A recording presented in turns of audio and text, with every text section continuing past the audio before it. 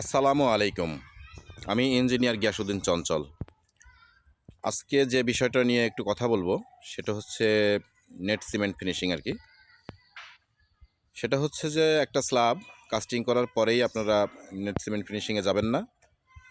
এটা অন্তত 10-12 দিন কিউরিং করার পরে তারপরে আপনারা ফিনিশিংয়ে যাইতে পারেন আর কি।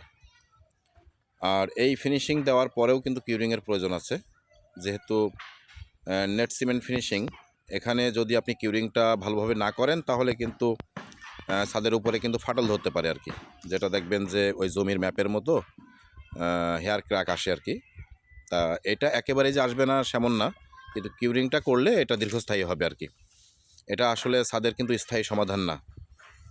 আর এটা হচ্ছে একটু সুন্দর করে করার চেষ্টা করবেন আর কি, যেহেতু ফিনিশিংয়ের কাজ।